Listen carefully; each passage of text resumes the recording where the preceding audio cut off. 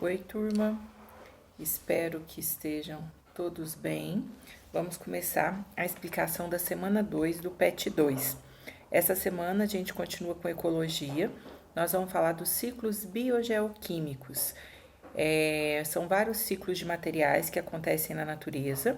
Nós vamos falar um pouquinho básico do ciclo da água, do carbono, o do oxigênio, do nitrogênio e o ciclo do cálcio. O ciclo do cálcio não é tão falado, mas eu coloquei um pouquinho a respeito do ciclo do cálcio para vocês terem uma noção do ciclo dos sais minerais na natureza. Falando um pouquinho, começando pelo ciclo da água. O ciclo da água, nós temos aqui a água. O processo vai começar com a evaporação, que acontece de oceanos, rios e lagos. Então, vai acontecer essa evaporação da água. Depois que a água evaporou, essa água vai condensar, formar as nuvens. Então, acontece a condensação, nós temos a formação das nuvens e depois a precipitação dessa água. Precipitação da água, quando a água cai, ela retorna ao solo na forma de chuva, pode ser de neve ou de granizo. Então, olha, vai acontecer o ciclo da água. Primeiro acontece a evaporação da água. Essa água que evapora de oceanos, lagos e rios vai condensar. Então, essa água condensa, formando as nuvens. Depois que nós tivemos a formação das nuvens, acontece a precipitação, que essa água retorna, então, ao solo na forma de chuva. Como eu disse, pode ser chuva, neve ou granizo. Quando essa água retorna ao solo, vai acontecer a infiltração da água. Essa infiltração da água no solo, o que vai acontecer? Ela pode alimentar o lençol de água, que nós chamamos de lençol freático, que é o que vai depois abastecer novamente aqui os rios, os lagos, né? E os oceanos. As plantas também vão absorver água, porque elas necessitam da água para o processo de fotossíntese. Aí, olha, o que nós temos? Depois, no próximo slide, eu coloquei para vocês, então, que a água vai evaporar formando as nuvens, condensar, precipitar na forma de chuva, neve ou granizo. Ela é utilizada por animais e vegetais, porque essa água, todos os seres vivos precisam dela para sobreviver. Tanto é que os seres vivos são formados em grande parte de água. Na espécie humana, nós temos cerca de 70% de água no corpo de um adulto. Como que essa água vai ser devolvida para a atmosfera? Os vegetais vão devolver através da transpiração, que é a perda de água na forma de vapor. Então, a transpiração vegetal é a perda de água na forma de vapor. A respiração, que é feita tanto por animais quanto por vegetais, essa respiração, ela vai devolver água também. A gutação já é a perda de água na forma líquida.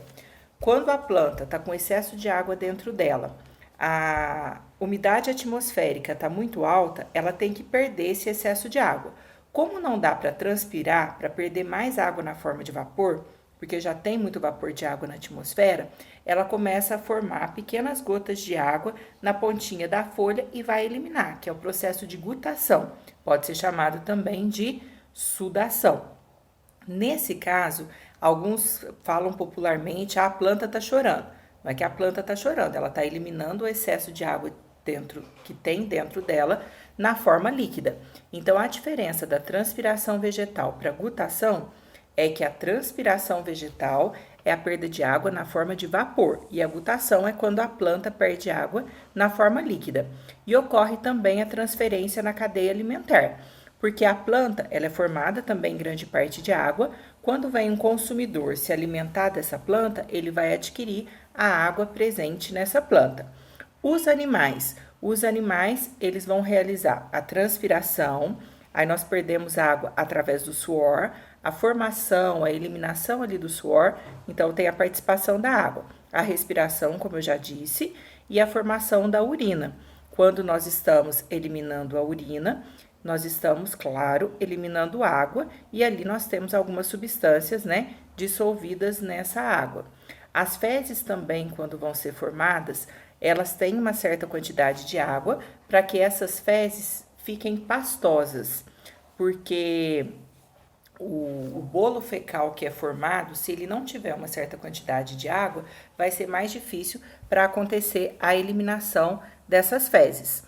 Depois, nós temos o ciclo do carbono. No ciclo do carbono, o que nós temos? Olha, o gás carbônico, que é o CO2, ele vai ser encontrado na atmosfera.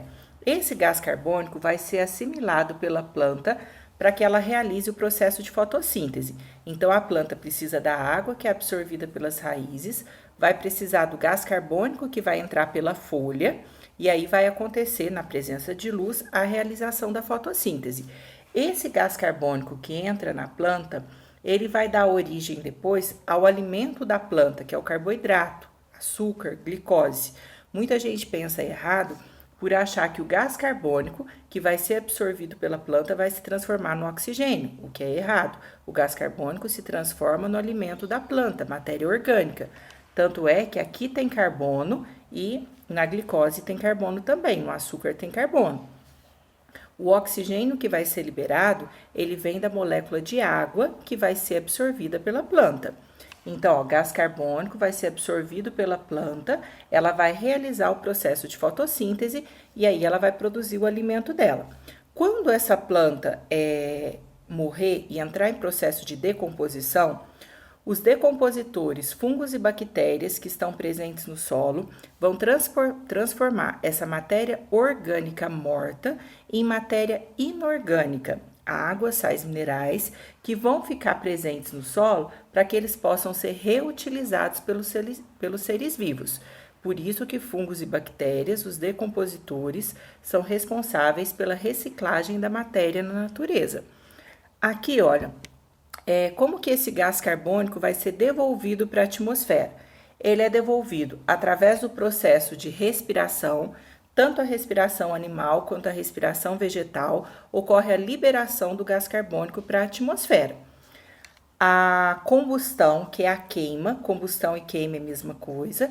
Então, a combustão, quando acontece a queima de alguma coisa, que seja uma indústria que está liberando gás, no caso aqui o gás carbônico para a atmosfera, quando acontece a queima de qualquer substância, de qualquer material, esse material vai liberar, essa queima vai liberar o dióxido de carbono, que é o CO2, para a atmosfera. E o processo de decomposição, quando ele está acontecendo, também libera gás carbônico para a atmosfera. Morreu, iniciou o processo de decomposição, conforme vai acontecendo a decomposição, vai acontecendo a liberação do dióxido de carbono. Aí, olha, tem que lembrar que o gás carbônico ele é fixado pelos produtores. Fixado significa quem retira o dióxido de carbono, o CO2 da atmosfera, vai ser quem? Vai ser os produtores. Os animais não têm essa capacidade. As algas e as plantas, né, os vegetais, que são os produtores, é que vão retirar esse gás carbônico da atmosfera.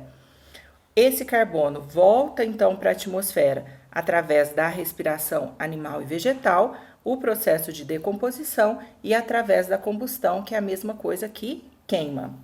Depois, o ciclo do oxigênio. O ciclo do oxigênio, nós temos o oxigênio sendo consumido. Vamos ver aqui de onde ele vai ser consumido. Ó. O O2 atmosférico não é o gás que existe em maior quantidade na atmosfera. A atmosfera, cerca de 21%, vai ser formada de gás oxigênio. O que existe em maior quantidade na atmosfera é o gás nitrogênio. O nitrogênio, cerca de 78%. E os outros gases, aí vai ser o restante.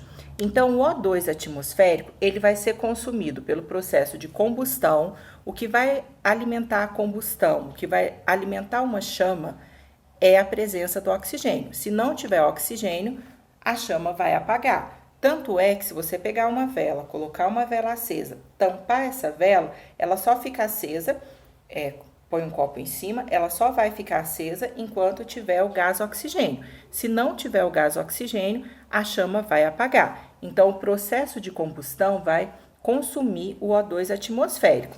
A respiração, nós usamos na respiração, claro, o gás oxigênio. Nós liberamos o CO2 e utilizamos o gás oxigênio. Aí nós temos aqui também, olha, a formação do O3. O gás oxigênio, o O2 que está na atmosfera, as moléculas elas se quebram e aí nós temos átomos livres de oxigênio, um O, outro. Esse oxigênio livre, esse átomo de oxigênio, ele pode se combinar de 3 em 3, formando o ozônio, o gás ozônio, que é o O3, e vai formar a camada de ozônio, que é responsável por filtrar a radiação ultravioleta, que é uma radiação prejudicial aos seres vivos. E depois, esse oxigênio vai ser produzido por quem? Pelos produtores, através do processo de fotossíntese. Então, nós temos as algas e as plantas, através do processo de fotossíntese, produzindo o oxigênio que vai ser devolvido à atmosfera. Aqui nós temos também o oxigênio reagindo com metais no processo de oxidação. É igual você pegar o ferro, reagindo com o gás oxigênio, na presença de umidade, nós temos a formação da ferrugem. Então, o O2 pode reagir com metais também. Aí, o resuminho aqui. Ele vai ser produzido, esse oxigênio, então, o gás oxigênio, pelo processo de fotossíntese, vai ser consumido, retirado da atmosfera na respiração, na combustão, que é a queima. Então, a combustão devolve, libera o CO2 e ela consome o O2. A formação do O3, que é o gás ozônio, e a combinação com metais, que seria o processo de oxidação. O ciclo do nitrogênio, nesse ciclo do nitrogênio, que é o mais complicadinho, nós temos a participação de várias bactérias. O nitrogênio, ele vai ser encontrado na atmosfera na forma de N2, que é o gás nitrogênio. É o gás que existe em maior quantidade na atmosfera. Esse nitrogênio, ele é extremamente importante para os seres vivos, porque ele entra na formação das proteínas. Proteína é a molécula da vida, inclusive o vírus é formado por proteína, apesar de não ter célula. Então, todos os seres têm proteína. Entra na formação de algumas vitaminas, na formação da clorofila presente nos vegetais. Então, dos ácidos nucleicos, né? Não podemos esquecer do DNA, do RNA, né? Que são os materiais genéticos.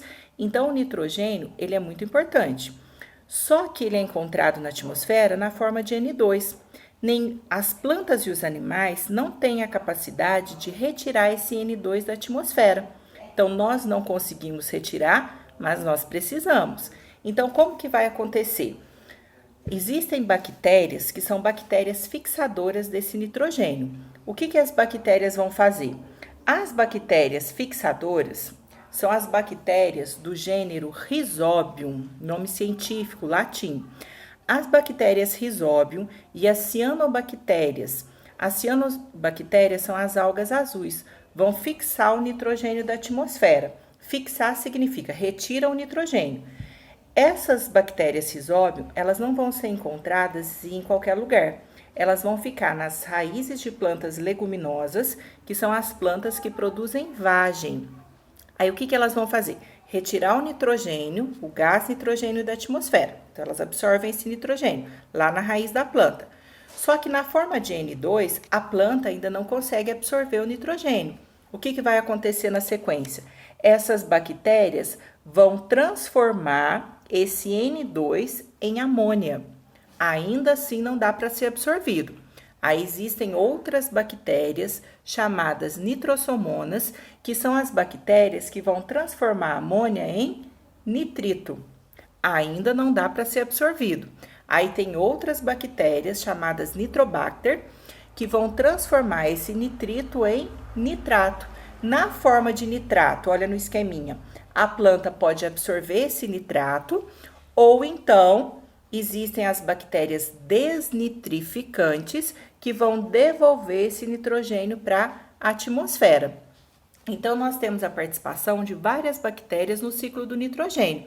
Aí, o animal. O animal vai adquirir esse nitrogênio através da cadeia alimentar. Quando você se alimenta de uma planta, ou se alimentou de um animal que se alimentou de uma planta, então, através da cadeia alimentar, nós vamos adquirir o nitrogênio que nós vamos usar na formação de proteínas no nosso organismo, de DNA, né? Na formação de estruturas do nosso corpo. Então, nesse ciclo do nitrogênio, importante lembrar que para fixar, para retirar esse nitrogênio, são as bactérias do gênero Rhizobium, que estão presentes na raiz de plantas leguminosas, e a cianobactéria, que é a alga azul, também tem essa capacidade. Depois, aqui, olha, eu coloquei que o nitrogênio, então, ele é encontrado na forma de N2, que é o gás nitrogênio. Não é fixado por todos os seres vivos, só pela cianobactéria e pela bactéria do gênero Rhizobium, e ele é usado na constituição, na formação dos ácidos nucleicos, que são os materiais genéticos, proteína, clorofila, de algumas vitaminas, como eu já disse para vocês. O ciclo do cálcio. O ciclo do cálcio não costuma aparecer muito, mas esse ciclo do cálcio, o que nós temos aqui, ó? Vamos supor que ocorra uma chuva ácida. Então, eu tenho a presença aqui da chuva, como está aqui, com ácido carbônico, H2CO3. Esse ácido vai corroer, por exemplo, no nosso esqueminha aqui, ele vai corroer a rocha. Quando ocorre a corrosão da rocha, vai acontecer a liberação de cálcio. Esse cálcio que foi liberado, vamos supor que ele seja levado para dentro do oceano. Foi levado lá para dentro da água, né? A água da chuva caiu, corroeu a rocha. Depois da corrosão da rocha, aconteceu a liberação do cálcio. Esse cálcio foi levado para a água. Esse cálcio vai ser usado por animais. Esses animais que estão na água, que vão utilizar esse cálcio, eles podem decompor, pode acontecer a decomposição e esse cálcio, então, retornar para o solo. Ou então, pode acontecer a sedimentação. A sedimentação pode acontecer um endurecimento, por exemplo, de esqueletos de animais mortos, e aí depois eles vão retornar ao solo. Então, esse cálcio retorna ao solo e os vegetais vão o quê? Vão adquirir esse cálcio. Depois, os animais, através da cadeia alimentar, quando se alimentarem, então, dos vegetais, vão adquirir o cálcio. Então, o cálcio foi liberado pela rocha, depois que ele foi liberado pela rocha, foi para dentro da água, aí os animais vão utilizar esse cálcio. Morreu, entrou em decomposição, o cálcio retorna ao solo para ser utilizado por vegetais e ser utilizado pelos animais através da cadeia alimentar. Aí, olha, eu coloquei que o cálcio, ele vai envolver trocas, então, entre as rochas, a água e os seres vivos, né? Porque aí nós temos a chuva caindo lá na rocha, a rocha liberando o cálcio, então, vai para a água, e aí os seres vivos vão utilizar esse cálcio. Os sais de cálcio, eles estão dissolvidos na água ou no solo, vão ser absorvidos pelos vegetais, porque os vegetais, eles absorvem água, junto com a água, sais minerais que estão ali, e ingeridos pelos animais através da cadeia alimentar. Quando acontece a morte, o processo de decomposição, devolve esse cálcio, né? Esses sais, ou para o solo ou para a água. E esses sais de cálcio, eles são usados na fabricação, na formação dos esqueletos. O cálcio é a substância que vai dar rigidez aos ossos. Animais que têm conchas e carapaças vão usar o cálcio na formação dessas conchas e carapaças. Depois, as questões. Essa semana é facinho de resolver, tá? Tá falando assim, a questão número 1 tá falando dos ciclos biogeoquímicos e no finalzinho está assim, ó.